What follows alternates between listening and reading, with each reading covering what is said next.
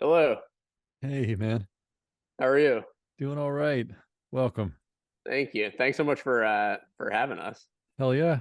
Although Absolutely. Eric is not here yet, so I mean, what a star. Showing up um, late. yep. Well, Right on. he's got 2 minutes, but That's yeah. Thank you so much for your. Eric told me that you donated to the Kickstarter, and we really appreciate it. yeah, man. I'm a believer. We had Thank you. such a good time watching it. Um, it was hilarious. Oh, And awesome. yeah. Thank you. Yeah, And well done. thank you, and thank you for being patient with us as we tried to figure out what the hell we're doing. Man, this whole media is in such a weird space, man. It's Yeah. it's kind of it's amazing that anything ever gets done when you Oh, think about it. Yeah. yeah. I mean, yeah, it's a miracle that anything gets made. And now we're trying to like get our second one made, and we're just like we got signed off the first movie, and Nice. we're just like we still want to do it ourselves. Like we don't want to Yeah. deal with anybody. Yeah. Well, I mean, I don't want to jump in too much Yeah. without Eric here, but I mean, I can only imagine just that temptation between representation and distribution and creative freedom, Yeah. like the tension between those two things. Yeah. Definitely I mean, something to, yeah, like our main wine club investor, I don't even know if he knows what the movie's called at this point. So it's been great. that's great. Ideal. It's Yeah. like having a roommate who's never home. Yes, exactly. Nice.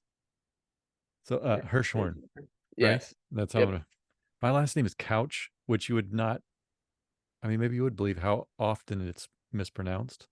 What is the Oh, coach? coach, cooch, crouch, crotch, every possible fucking way to, mess up a thing that people spend plenty of time sitting on, but they don't know how to spell or pronounce. Yeah. Eric Hello, Cohen. Eric. Hello. Hey, man. Nice to meet you. Of Yeah, likewise, man. Thanks for agreeing to do this. course. Now Of course. you're in LA, I'm in LA. and As you, Matthew, you're in I'm in New New York. York. Yep. Okay. Wow. Modern fucking technology. Yep. I'm just north of you in San Francisco, oh, Eric. guys, can So, you hold on for 1 second? I yeah, need yeah. to take a quick call. Sure. Eric still has a full-time job, so Yeah. Uh, I, I yeah. I mean, I have several part-time jobs. I can Yeah. empathize. I got nothing, so Nothing. I'm Nice. fully this is a wine club is my full-time job. Well, good So on you. Well, we'll carry on, man, with just me and you for a minute, and when he can jump in, I totally get it. I just don't want to take up too much of either of your time. Well, I mean, you obviously don't give a well, yeah, shit. I've told you. I have nothing but time. Are you in the city? Where in New York are you? I'm on Long Island. I'm about to say that look does not look like a New York City door behind you. That's No, okay. it's not. It's It's a a Long it's a Island. Long Island door. Yeah. Nice. Where on Long Island? It's a town called Melville. Melville? It's like 10 minutes from where I grew up. I was living out in LA. I'm sure when Eric gets back, we'll get into how we met. But Yeah. we were working for the same production company in LA and living together. And then I left the company in 2018, and then Eric left shortly thereafter. I stayed in LA basically up until the I think there's the day Tom Hanks got coronavirus, and I was like, That got to was get it. out. Yeah, they can't protect Tom. Then Oh, yeah. If it's we, getting forest, I'm yeah, fucked. yep. Have you So had it? Did you get it? I Have you got got it? it once, like a year ago. Man, I don't know how. Somehow I don't have it. I've never gotten it. Oh wow. I mean, there's a possibility I may have had some sort of version of it really, really early. Yeah, I was in Nicaragua, and I was hearing about it on the news. I'd read about something happening in China, and yeah. I lost my sense of taste. Had this terrible headache. Like, Wow. man, it can't I be mean, that possible. sounds like it. Yeah. Yeah, it's like, but man, it's too early. No one. And then we get back to the States, and it's just all hell is broken loose. Yeah. I remember Well, sitting with Eric on New Year's being like, this is our year. And then yeah, COVID. It's yeah. like, it turns out it's nobody's year. Eric just texted me. He said he's having a bit of an emergency. Oh He shit. said to give him a few minutes. Okay, But are we already recording? we are.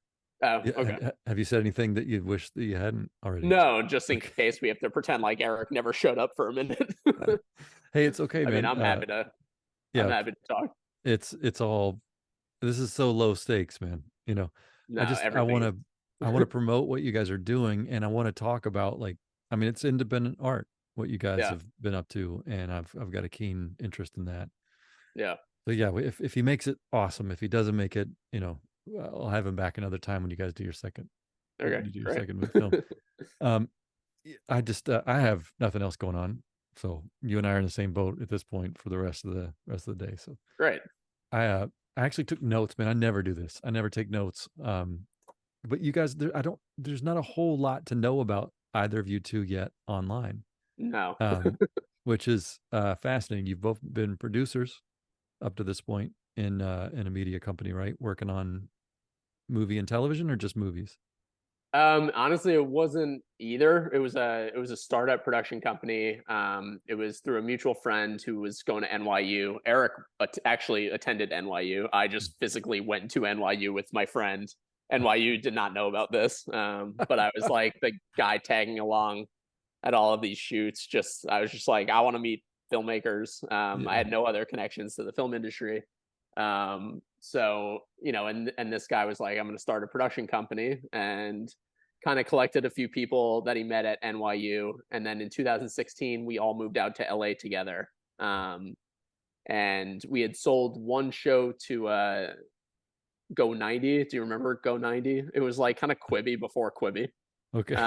That's why, like, when Quibi came out, I was like, I don't think this is gonna work. Like, this sounds a lot like Go 90, which nobody watched.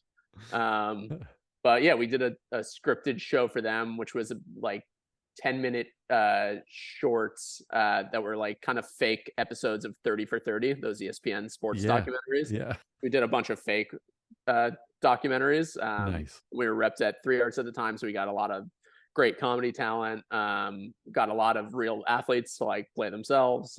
Great.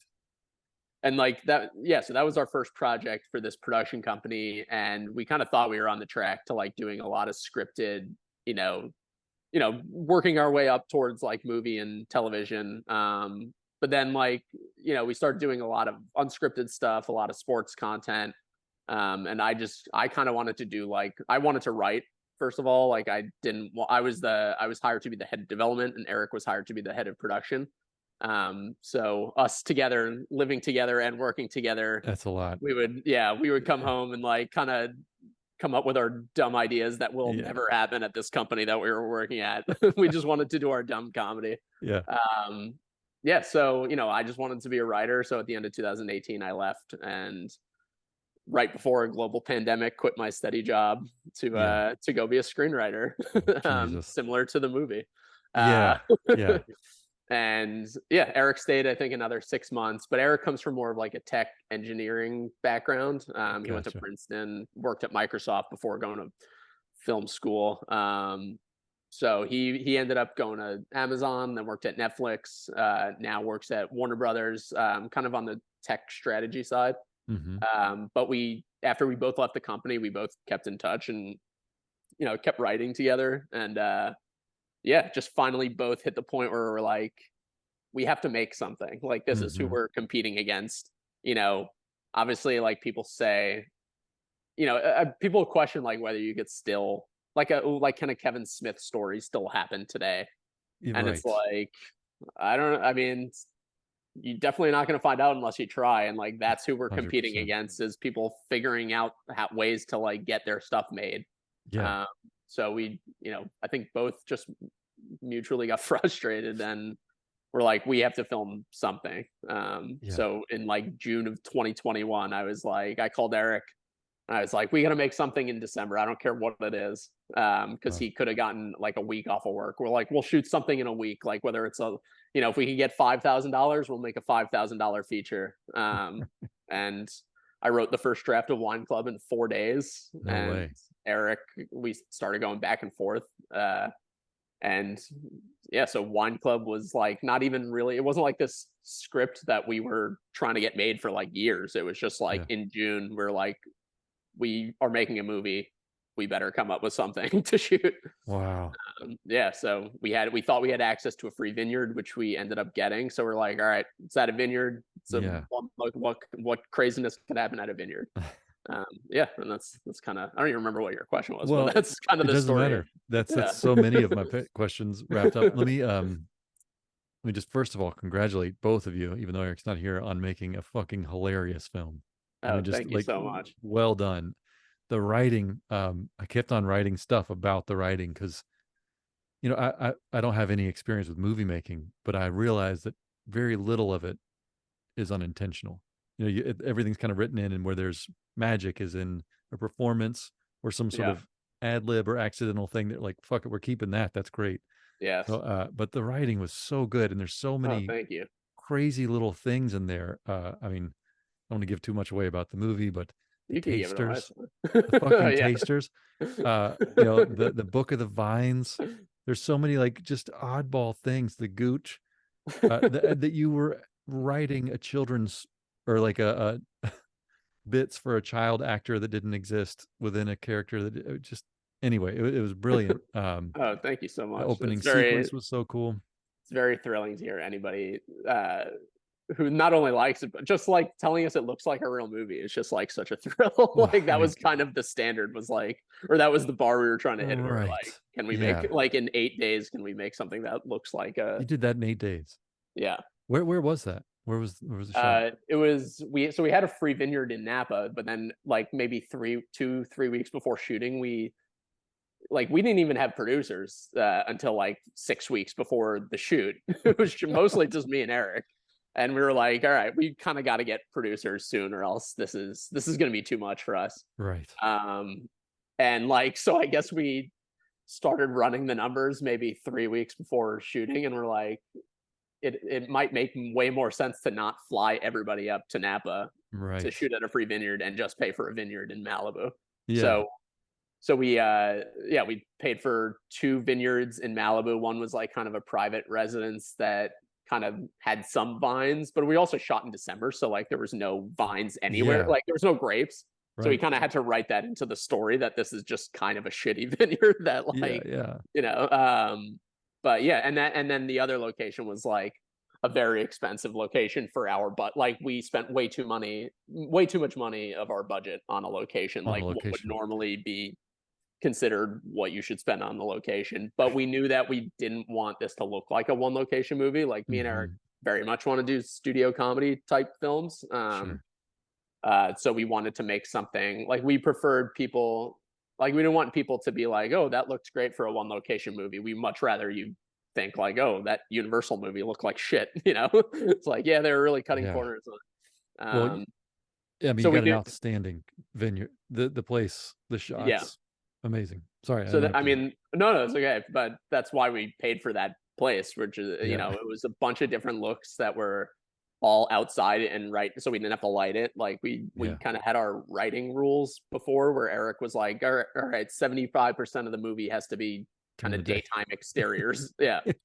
And like 75% of the scenes have to have no more than 2 to 3 people in it, and nobody's allowed to walk in those scenes. Like just so we could just do the standard, coverage. So we kind of overpaid for that vineyard because there were so many scenes that you would never think are like within 200 feet of each other that, there were some days where we shot 20 pages. And then for reference, most movies shoot like 3 to 7 pages a day. Like even 7 might be a lot. So well, I mean that sort of answers one of my other questions. There's a wedding scene or a ceremony scene that is shot in the rain that cannot possibly have been intentional. No, right? Definitely not. We were just like, no, it was of course the one rainy week in LA where like it rained half the days. We had a rain out, so for an 8-day shoot to have a rain out is like a disaster. Like we had to raise another 20 grand during the shoot to afford a last day.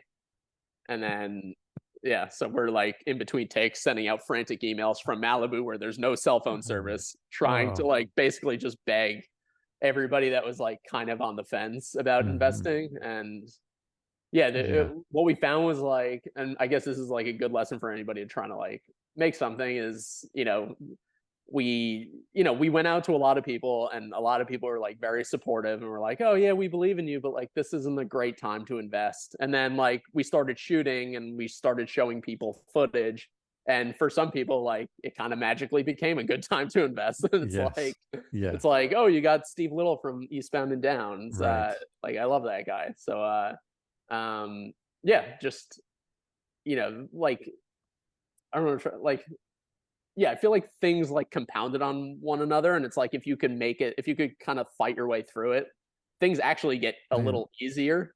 Like, let me know when it gets easier for you, because it's just compounded continuously. It seems like, because you get it finished, it's in the can, ready to go, and then the writers and actors strike. yeah, I It's mean, it's right. never gotten easy. It's Yeah. just occasionally, like, like, for like a sports analogy, it's like if you're a baseball player in the minor leagues, like, you gotta play defense on these shitty fields. But if you could somehow make it to the major leagues, now you get like these pristine infields that have no bumps, and like, if you keep going, things do get like a little easier. They will Right. never be easy. But welcome back, Eric. Welcome back, Eric. Hey, sorry about that. No, it's everything fine. okay? It's good. It's good. So I'll catch up. He was just telling me about the improbable and incredible 8-day shoot, and the last second rewrite of the ceremony scene with the rain, which made it so much funnier. When I was watching that, I was like, "There's no way they did this on purpose," and but it was just so perfect. I think we Thank you. actually, like, the only complication for that was like we had to make the next scene a night scene, Right.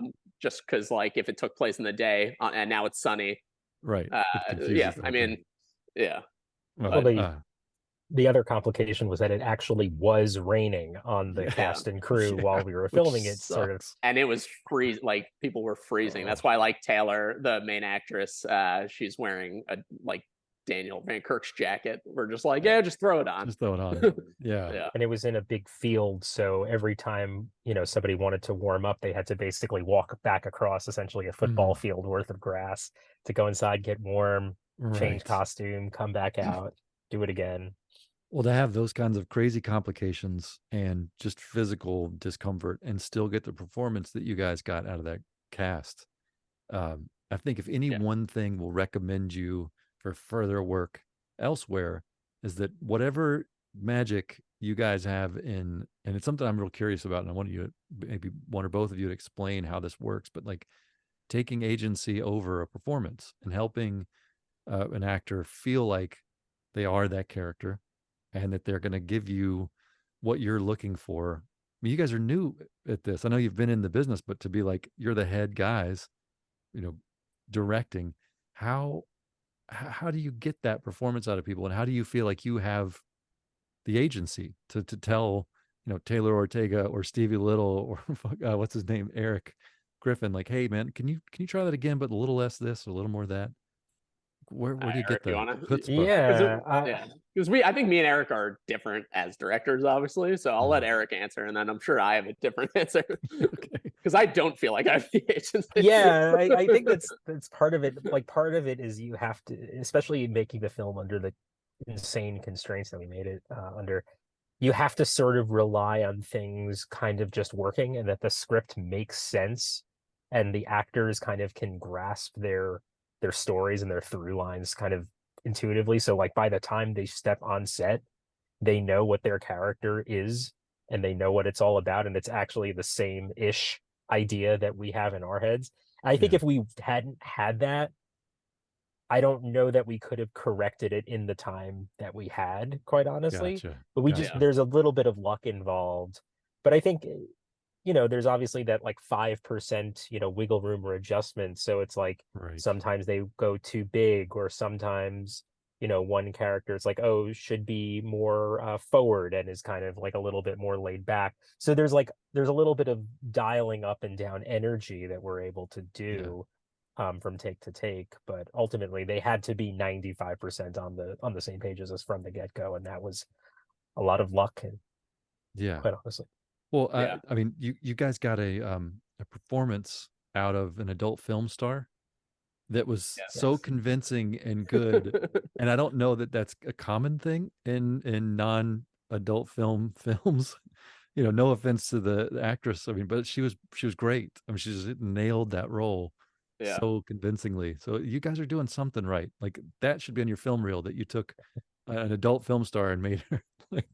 We had. I mean, I was just gonna say, she was just really funny. Like, I don't think we take any credit for. We just got really lucky with the cast that we got. Like, people ask us like, how come, well, we have our Instagram where we're posting clips from the movie as we promote it, and people are like, oh, you should post bloopers. I'm like, we don't have any. Nobody ever fucked up. Like, It was very unusual that Yeah. people messed up. But I think for somebody like Vanna, or we had a couple of other quasi non-actor or semi-professional actors in the crew. We tried to really like optimize the roles for them to suit their individual strengths, and Yeah. like the stuff with the wine quote tasting was kind of a constant struggle between us and our producers and our AD, who was like, "Dude, guys, like, do you really want to do this? Like, is this really?" And the And sound effect. The and fucking on the sound effect. page, on the page, it was sort of like, even Matt can take credit for that sequence, and even I was like, I don't like, how are we gonna do this? How is this gonna work? But then we had this opportunity to work with Vanna. I think we were connected to her through our lead actor Dan, and it was kind of like, well, here's what we can do, here are the conditions, or here's sort of the constraints that we have, and let's sort of write it to match what we're able to do. I don't want to say like reverse engineering the scene, but a little bit of that, and make the actors feel comfortable, give or people who are not usually used to working in these conditions, the chance to do their best and contribute their ideas and contribute their enthusiasm. And I think we got some really awesome performances as a result. Yeah. Well, what's your take on it, man? What was the question again? Sorry. Well, just like, you were saying, being able to take agency. Oh, yeah. So, I mean, just my style of how I want to direct is not to like, I like to echo what Eric said. Like, our time to shine is like before we ever step on set, and like before we ever start rolling, we should be 95% on the same page, where the only notes we are giving are like, oh, maybe like go a little bigger or less big. Right. But it's like, I'm not going to tell like Daniel Van Kirk that he's not like reading a joke, or like however Daniel Van Kirk does it is the funniest way to do it. So I'm not gonna, or Steve Little or Taylor, like they were all such like amazing improvisers. By the time we were rolling, and I'm really bad at this, but I constantly am ruining takes by laughing. So I don't know if the actors like that or hate it, or some combination of both, but like, to me, it's like I'm very clearly like a fan just watching this kind of private show that me and Eric have written for ourselves, and we'll sort out the rest of it in editing. But to me, it was just like Steve Little, we didn't even talk to before that. We weren't even 100% sure he was showing up the first day, because like we hadn't spoken to him. Like, there was no preparation. And we gave him one note at the beginning of like just for 10 minutes talking about his character, and he like nailed it throughout the whole movie. It was like, we told him like, when you're at this point in the script, if you're with these people in private, you're talking in this kind of like, you've let your guard down. They know who you really are. Like in the other scenes, you're this cult leader who like has this other persona. And other than reminding him of like, where we are in this story before we shot a scene, which he knew anyway, like there really wasn't a lot for us to do. Again, we just got really lucky with this cast. You got a great cast. It looked like fun, and I got the sense for sure when watching it that the writing was adaptive. And it's interesting to hear that now, just how adaptive you guys had to be, just based on the circumstances, and how like your technical acumen, Eric, was able to like come up with some sort of equation for how much of every type of shot had to be in the writing. I mean, is that I was telling him about your rules for me when I was trying to bang out the first draft. I think it was less about being super precise or based on an equation, more just like, for every scene that does have these extra elements, is like, why do we need to do it this way? Is this what we want to spend an extra afternoon on, as opposed to something else? Does this need to be inside? Does this need to be at night? And kind of, these are the same questions that our AD was asking as well. So we were kind of like self-producing or self-ADing ourselves before the AD and the producers would even get access to it. So we were already like a couple of iterations ahead of that, so that we didn't have to like waste that much time on set. But it yeah. it comes through in a really great way, man, that you guys were so prepared.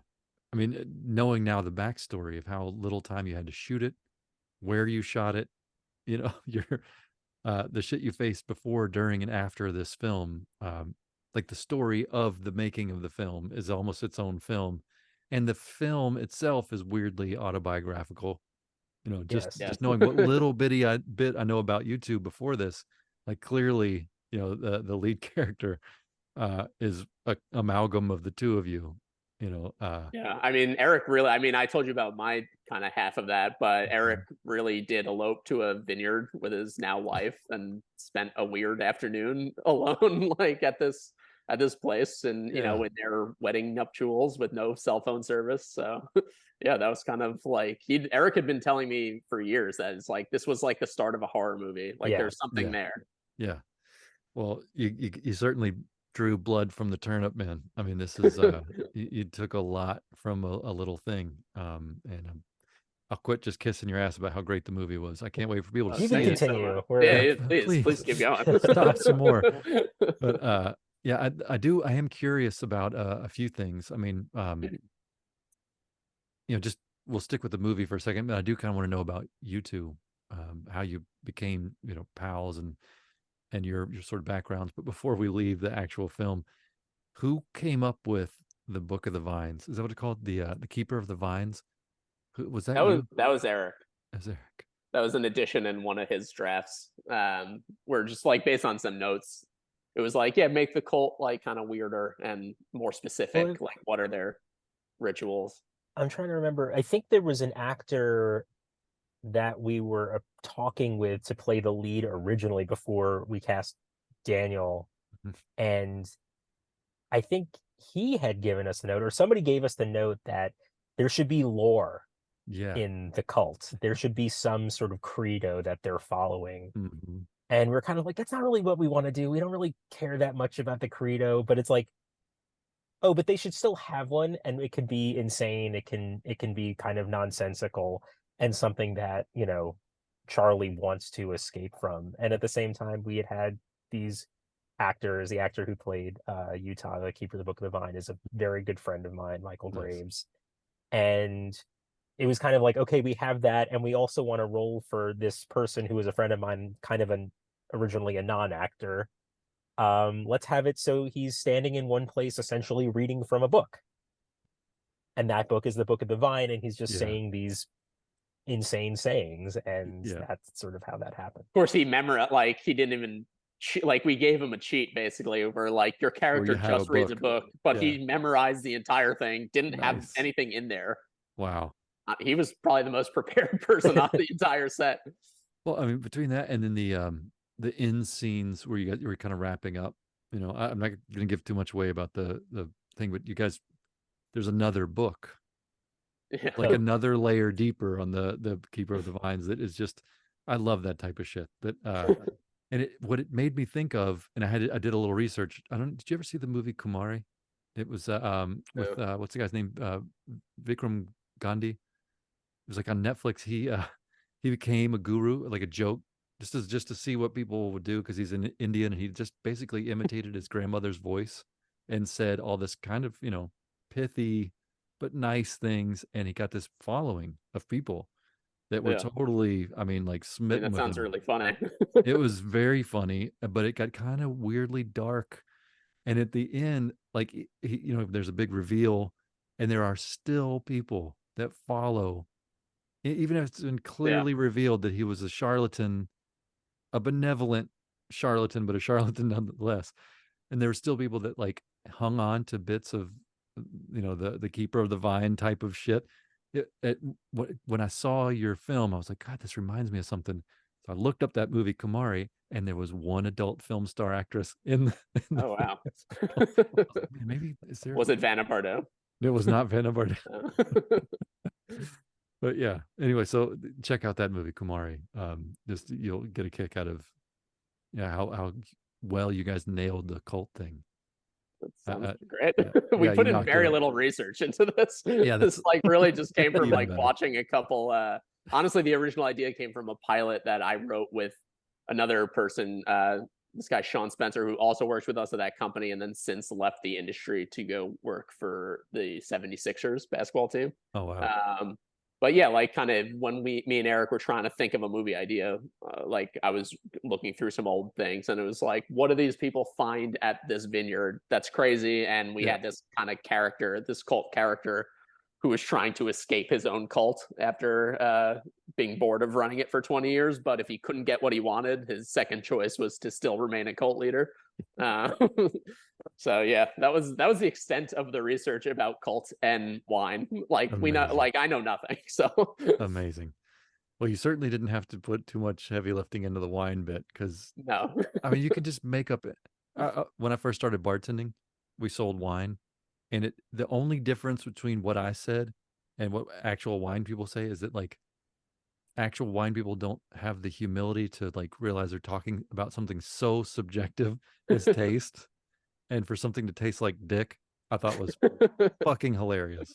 So good. That was actually a real thing that I found on Reddit, where the actor who played that role, who was a mutual friend, and one of our producers was like, "Oh, I think I could get Romano. You know, you're doing a cult thing. Like, should we try to get Romano to show his dick in the movie?" I was like, "Yes, please ask him." And then So good. he So was good. in 7 Days in Hell, the Andy Samberg. He was in both Andy Samberg sports mockumentaries Oh where my god. he got like very naked in both of them, and it just So there's no problem. so Just yeah. So we full thought we cocking. could. Yeah, so we thought we could get to him, and Bob was just like, come up with a bit for him to do that's like kind of culty. And I think I just Googled wine and dick and found this thing on Reddit called wine dipping, where it was like, it's not a real thing. I think people were just trolling It is people on now. Reddit. It isn't, yeah, It is exactly. now. Where they claim that the true classy way to taste wine is to dip your penis in the glass. Oh my god. Oh my god. So that was Well, where that came from. yeah. Yeah. Well, I wish I could claim credit for just coming it's up with that. it's fine. It's fine. You guys just I cannot encourage people enough to go see this one time. And we'll plug it before, now, during, and then after. But the 15th of December, film Yeah. comes out, and you guys are doing your own release. How does that Yes. work? Eric, you want to? Oh, it's we're sort of learning as we go. Uh-huh. So we are self-distributing the film because I think where Matt and I both landed, and where a lot of the other people involved in the film landed as well, is that nobody really cares about this as much as we do. And barring, some enormous payday or something from a distributor, which is just not really happening given everything that's going on in the industry, and just distributors are certainly tightening their belts. We figured that the best approach would be to kind of own it ourselves, retain as much of the revenue as possible, and essentially give as little of the pie away as we could. Yeah. And so that's the approach that we've taken. And I think Matt and I, it started off as a joke, but it's kind of proven itself to be true over and over and over again. And it's basically, whenever we rely on ourselves to do something, even if it's something we've never done before, it usually works out. Yeah. And whenever we do not rely on ourselves and rely on basically trusting some external third party, it essentially doesn't work out. It's a bit of a cynical attitude, but I think it actually tends to pan out in situations like this. And so, we essentially navigated the self-distribution, how to get on these platforms, how to work with aggregators, how to assemble the deliverables that are necessary. And we both worked at a production company, so a lot of Right. this stuff is not, So I've far heard these advanced. things before, Right. or been involved in tangential ways on some of these processes. So we were able to figure it out, and I think that's one piece. And then it's figuring out the marketing and distribution. Matt, you want to Yeah. talk a little bit Yeah, I about mean, that? I'm terrible at my own social media, but I've like tried to become an expert at Instagram now. Yeah.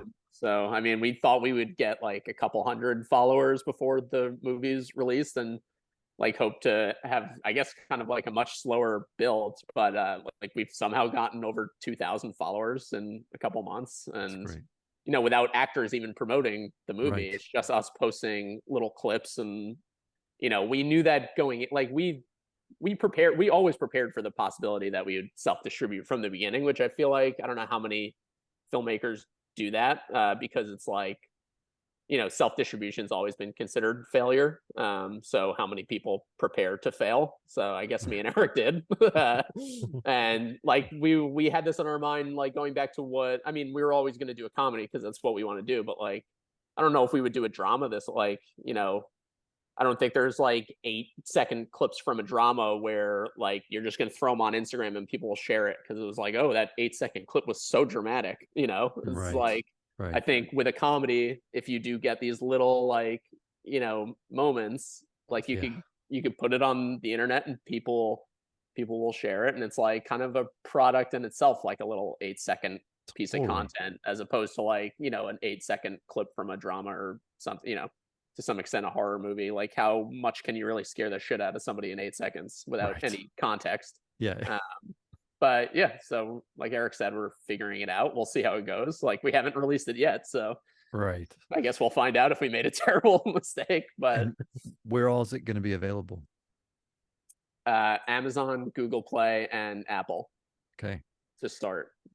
Hey man, I don't know what I got from the movie, and it's interesting that you mentioned early in our conversation that you guys were working on little shorts. And I've only, you know, for the past several months been looking at your film in the segments available on Instagram.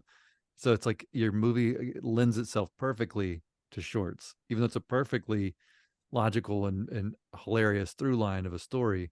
There are just these little vignettes that are so poignant and funny. Like the one, I mean, just the opening sequence of the film, I think was so unique that it was conducted via Instagram. You know what I mean? It was like this live feed thing. But uh Taylor and what's his name? Daniel. Daniel. That little vignette about them seeing their hotel room, the motel room for the first time Yeah. was just so perfect. If that doesn't sell you on the movie, and that's without seeing Stevie Little, Yeah. whose name is ironically a perfect child actor name, unadulterated. That you had I to change it for the thing. It's know. like, oh shit, man, he's already Stevie Little. It's perfect. I don't know. Maybe we should have just made him play himself. Part two, you know, the Yeah. reveal.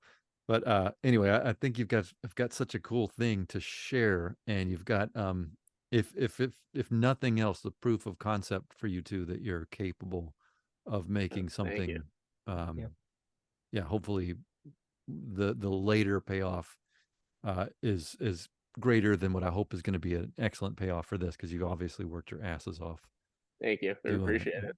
I mean, I think it did make it easier for us to like kind of take this leap of faith, Yeah. in the fact that we did get signed by Mosaic like basically as soon as we finished the movie. Nice.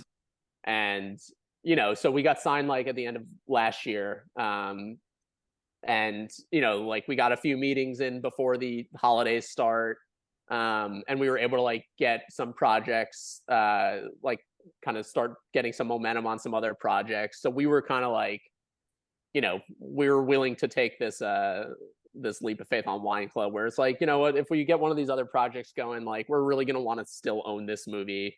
You know, if in a couple of years, like I think all of the cast should basically become famous because they're all so Yes. funny and talented. Yes. You know, some of them will be famous in a couple of years, some maybe in 10 years, like who knows? Who You know, knows? the guy Yeah. from Jury Duty, who's my cousin, Oh I don't know if yeah. you recognized the character Mordecai. Yeah, he was great. He landed the role on Jury Duty like during production Nice. of Wine Club. Like that was just, I feel like people are going to be like, oh, they got the guy from Jury Duty, you know. Right. Yeah.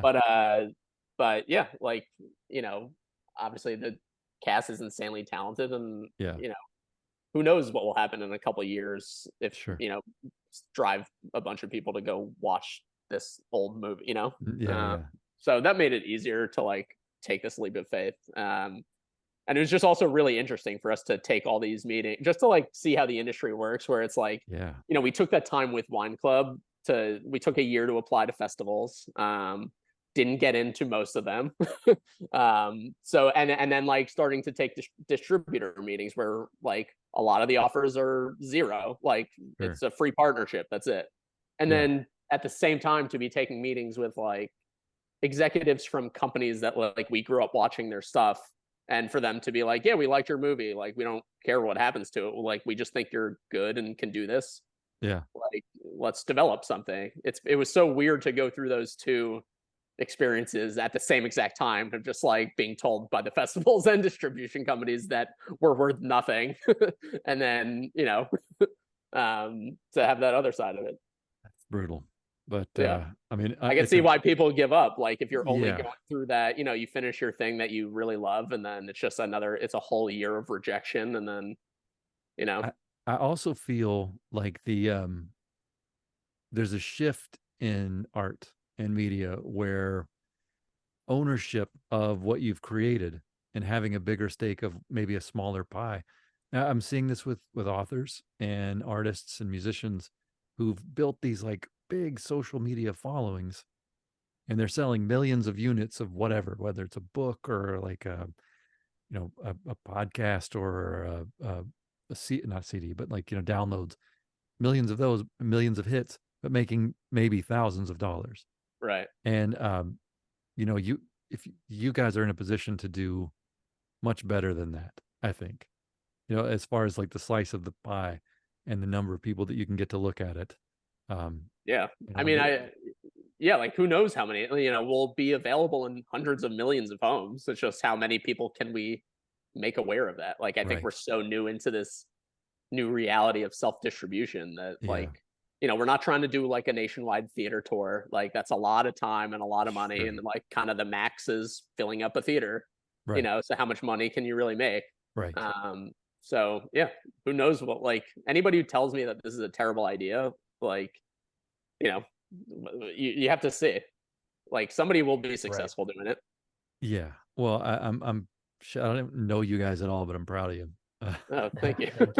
Eric, how much you trying to raise on your Kickstarter right now? What's the goal? We set a goal at $10,000, which we felt would, enable us to really get started and test a few things, test a few ideas. Looking at targeted things on Instagram and TikTok, and try to create these little bite-sized clips from the movie of little jokes or outtakes, and then see if we can get them out there. Because the advantage of being in this self-distribution or this world where platforms or the top platforms are everywhere is we can get fairly easily onto basically hundreds of millions of homes around the world have access to rent or buy the movie. I think it was something like 65 countries around the world. So the access is not the problem. The problem is awareness. So if we can get the awareness, I think that amount will really help us make a dent. Yeah. Hopefully we exceed it. Well, I certainly hope so. I mean, and now that the actors can promote as well. That's right. Yeah. That's great. I mean, that when you guys first, when I saw you first online, that was a big fear, that this, I mean, I know you guys were kind of holding back until the end of the strike, but that strike just like, I mean, it's like opening a restaurant right before the pandemic, Yeah. and just all expectations go out the window and like, can I just hang on? Yeah. But, looks like you guys might be poised to do, Yeah, we'll something see. unique. I mean, we didn't have, I mean, it helps that we don't have an opening weekend to like hit, Right. We figured like maybe we could put it out in November or December, and if the strike lasts until January or February, it's like, they could still get on there and be like, hey, we got a new movie, like nobody's gonna know. Yeah, who cares when it was released? Yeah. I have I have a lot of empathy for this because I self-published a book this year after, I mean, plenty of rejection, but not nearly as much rejection as a lot of people go through. I've got very thin skin, so it took very little rejection for me to be like, I'm doing it myself. And it took me forever to get an audiobook together, which is somewhat ironic because that's part of what I'm trying to do as a career is voiceover. But having the date of one, the release date is so arbitrary when you've self-published because no one gives a shit. Right. Doesn't matter if it's new or not. It's like it's new to you. Yeah. It's like I'm the thrift store of books or something. You know, like it's always going to be new to you, no matter how Yep. old it is. You know, because no one's fucking heard of it. So Yeah. it's evergreen. Your movie. Yeah. Well, let me shift away from Wine Club for a second and just talk about you two as pals. I mean, you've there's got to be like a kind of deep simpatico to work together this closely. I mean, you worked at a company together, and you lived together for a while, and then you have chosen to continue being pals even across the country and working so hard on this project together. How did the two of you? When did you first start dating? That guy Sean Spencer will crack up when he hears that, because he said he like used to joke that we're basically like domestically married or something. Like we The odd would couple. like, I didn't have a car in LA, so like Eric would drive me to work every day, and like we'd carpool home and then like go get dinner somewhere, because I was in a long, Eric was single at the time, and I was in a long distance relationship with my now wife, who was back in New York. And And congratulations, you just got married, right? yeah, like Yeah, awesome. 3 or 4 weeks ago. Nice. But yeah, it's just like there was a lot, like we both moved out to LA at the same time. Like I don't know when we realized that we both have the same very dumb sense of humor. But I mean, we're also very different in a lot of ways. So I don't know. Do you have any insight, Eric, to how this happened? Because I could also see like a reality in which I left that company and we never spoke again, you know? Yeah, I mean, some part of it is sort of circumstantial. Like when we both moved out to LA roughly at the same time to work for this production company, and it was sort of just a thing of convenience that we ended up being roommates. So you didn't know each other before very We well? did Oh. know each other because we had been working together still for this same loose entity that eventually became the production company. Gotcha. So we knew each other, and it was kind of like, oh, okay, this is like a good, I don't know anyone in LA really. Let's live together. And we started collaborating on some of our early projects, like some of those early shorts. And so we started just like naturally bouncing around ideas. And so we sort of started that way, probably 2016 or so. And, then we both left the company, and we were both kind of getting the itch to make something. And I think I always kind of I guess we both came to directing indirectly, I suppose. I came more from the producing side, and Matt came more from the writing side. So I think there is a natural, because in order to be a good director, I think you have to be both a good producer and a good writer in addition to the directing, which so I think there's a natural sense that we're not really stepping on each other's toes to some extent, and we both do all of it. Right. But I think we come to it with very different perspectives, and it turned out to be additive. So we started collaborating on a script kind of just for fun. We both really liked how it came out. We're actually still working on that original script. Probably draft like 10, 15, 20 or something like that. Wow. And then it was kind of like, okay, let's make this thing that we can just shoot. And it was just like a great, really fun, really rewarding process where I feel like I would put something in the script and Matt would improve it. I hope the reverse is true. Like he would come up with stuff that cracked me up. He would come up with stuff that really annoyed me, and I would delete it. And it sort of built. Yeah. It built like that. So it's just like a natural extension to direct. And I think it just worked. Yeah. I think like on some level you can't like really explain it, or it's just like some things just work out that, like I noticed on set, it's like I'm definitely the one who's like, all right, we got it, let's move on. And Eric is like, no, we need to do one more take, we don't have it. And I'm like, we have it. And then like we would argue. And then in the edit, like I'm like, no, we got to leave the scene longer. And Eric's like, no, take it out, like it's too long, we got to make it shorter. So it's like just naturally, like I realize that like I want to shoot nothing and use everything, and Eric's like, I don't want to shoot any, I want to shoot everything and use none of it. It's just like these like things that kind of just like fell into place where we just complement each other in some weird unexplainable way. That may be why your movie didn't sag in the middle. Maybe. Well, I was brutal with wanting to shorten it, and it's like I'm still slightly annoyed that it's an hour 43. It's like Well, we I wish did. it was an hour 90. 30. We did get it down to an hour 30, and then we made it 13 minutes longer by. So you mentioned the opening sequence and Yeah.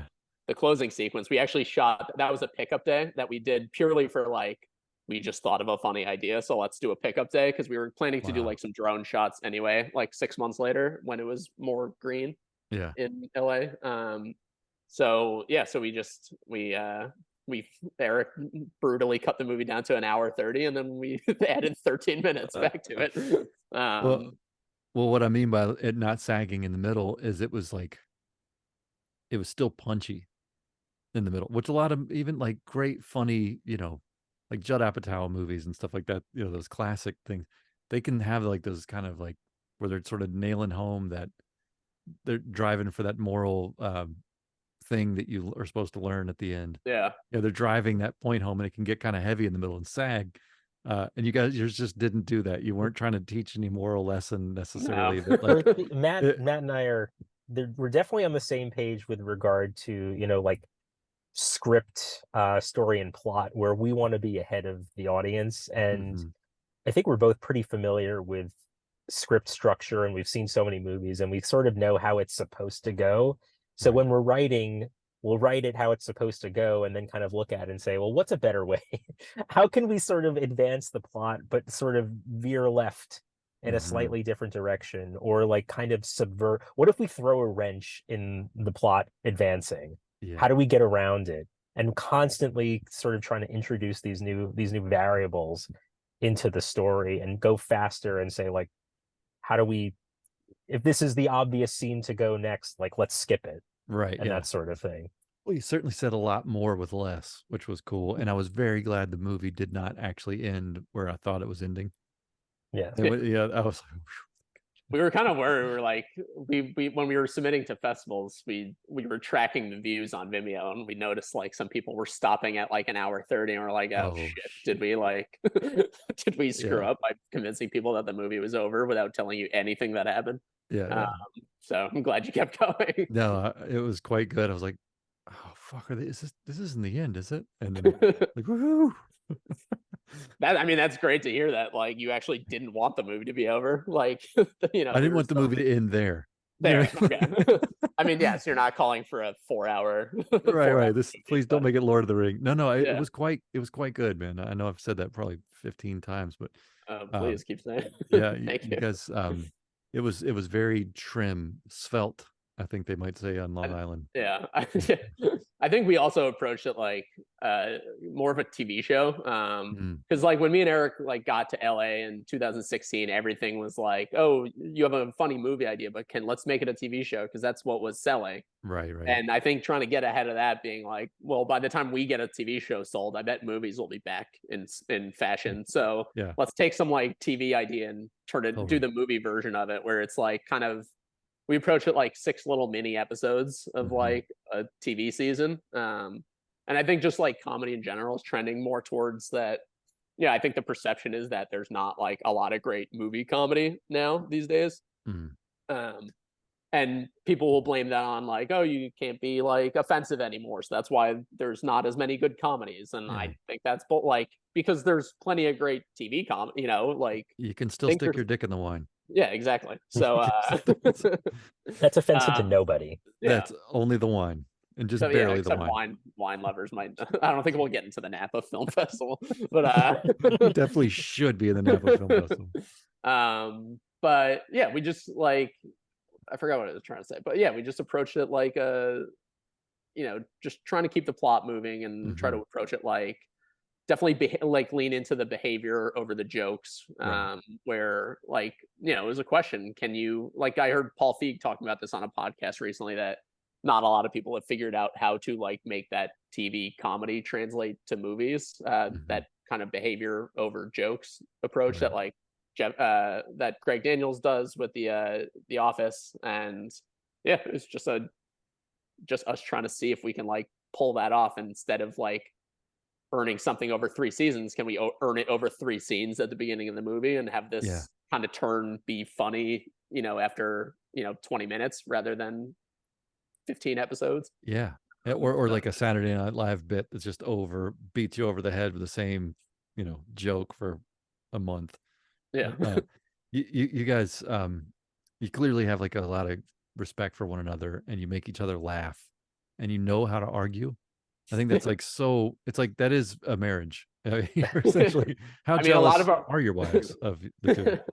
But they've definitely made jokes over our four-way group text. yeah, But I'll yeah, bet. I think it helps that our arguments are funny in the moment. Like me and Eric will be arguing very seriously about something, but like one of us will say something funny that makes the other one laugh in the middle of the Nice. argument. That's So huge. we could go straight to like thinking that this is funny instead of like when we cool down hours later. Yeah. I mean, I would Yeah, never say we argue. We just have like Well, vigorous yeah, debates. sure, sure. we're not always in agreement, but I think another thing that we've sort of tried to use is like usually one of the two of us will care about something more. Mhm. And it's kind of like if we're really on opposite sides of an issue, is sort Yeah. of the person who feels really passionately about it usually gets We the just try to gets beat the win. other one down into submission Yeah, until eventually they one of give us will up. be like, I don't care anymore. Like Right. We I don't also we also do this thing where we both clearly are manipulating each other into like we both say we don't like something even though we do, so that we could trade it later. Yeah, Where it's yeah. like, I don't like this, but if you take that out, I'll leave that in. Yeah. And then it's just basically like we both know we're doing it, and it just Yeah. turns into like both of us claiming we hate half of the other movies that we could get our stuff in. I love that form of consensus. It's like, okay, look, I'm not saying this can't be in there, but I really need you to just make the case, man. Yeah. Like you got to sell me on this. You know, you're Yeah. not providing enough. Why? Yeah. Why is this the thing? That's great. And then if you do that enough, it's like the other one starts to realize when the other one's lying, where it's like, you don't hate that. You're just trying to use that against me later.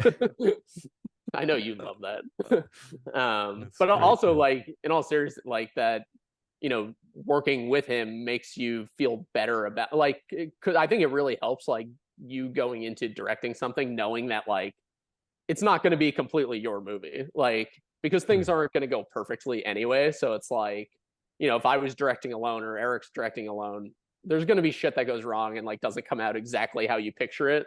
And the fact that like there's 100% going to be stuff in the movie that Eric liked more than me and vice versa, that like it's helped me like have a better relationship with the movie where it's like, Yeah. I don't care that this thing didn't go 100% right. And like the thing I kept saying to Eric because I use a lot of sports analogies and Eric hates sports. But it's like the way I'm approaching it is like we're just trying to win the game. Like we're just trying to if it's an offensive game and it turns into a defensive game, all right, we got to run with it. And like I don't understand your sports metaphors. he doesn't know what I'm saying. Yeah, he doesn't What know is what your I'm metaphor? saying, What's your equal? You just have to understand that this process is out of your control, and to try to like assume ownership or domination of the process is just inevitably going to fail. So you might as well have somebody else who cares just as much. And you don't want to be entirely reliant on yourself to come up with all the good ideas, because it's like you don't have all the good ideas. No. And one of the most precious things is the ability to get good feedback and do so in a quick manner. Right. And just there's nothing better in terms of working and collaboration than to have something that you finish off late one night, and it's like you send it off, you go to sleep, and it's like by the next morning you have like notes. It's like, wow. And then like a couple hours later, not only notes, like revisions that make it better, say, oh, I don't like this, I don't like that. It just gives you so much momentum to kind of keep going and keep working on the material. Well, guys, I'm thrilled for both of you. I mean, just never mind the movie, but just the partnership that you have and what is in your future. I think Thank you. I think it's really cool. I like your style. I like. Hope we get to do it again. Yeah, I mean, it sounds like you got one in the kitty. Like, how is it a drama next? Is it a comedy? What do you? Definitely not. Not a drama. No. You stick It'll with be comedy? years before we make our serious turn. Good. Well, I look forward to anything that you guys make, and if there's any way I can support, I'm 100% in. Thank you so much. Is there anyone you want to shout out, or anything that you need to say other than in your browser on the 15th of December, Apple, Amazon, and what was the other? Sorry, I've already forgotten. Google Play. Google Play. What is Yeah, Google I Play? think that's, I don't know. I've never met anybody who's watched a movie on Google Play, but I didn't know about Google Play as a thing. I thought it was like a music platform, but I guess you can watch stuff on there. Yeah, it's I don't know. but yeah, it'll be available for pre-sale on Apple on Okay. December 1st. And yeah, and then other than that, we just have our Kickstarter running through even past the movie's release, just trying to help us get some extra funds for Cool. Instagram ads, YouTube ads, Yeah. screenings. Do you have a PR person or like Nope. nobody, We are not the even like a PR person. person on Fiverr? You didn't like Nope. Nice.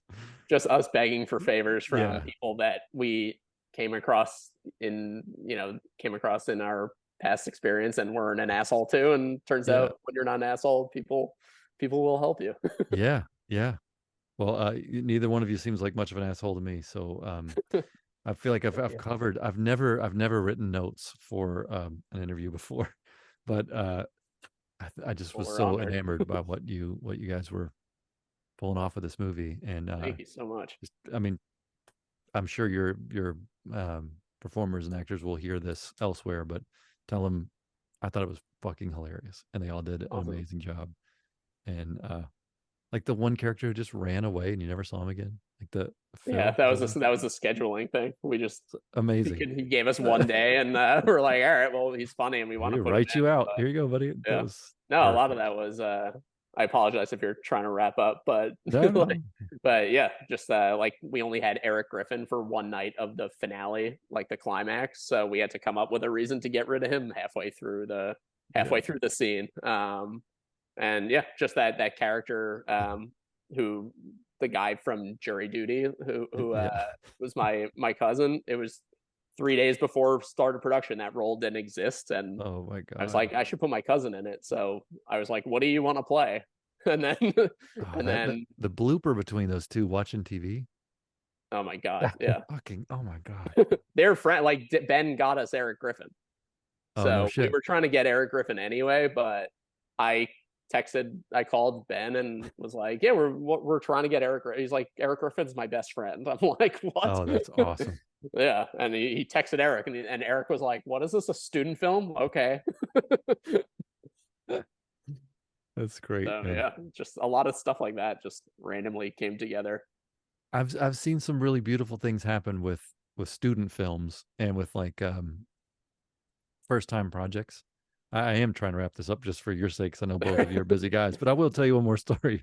I was in a documentary film many years ago about renewable fuels, and these two guys came down from New York, and they ran across me because of what I was doing, and I had a friend who was good pals with Morgan Freeman and his attorney, who were at the time trying to start a renewable fuel company.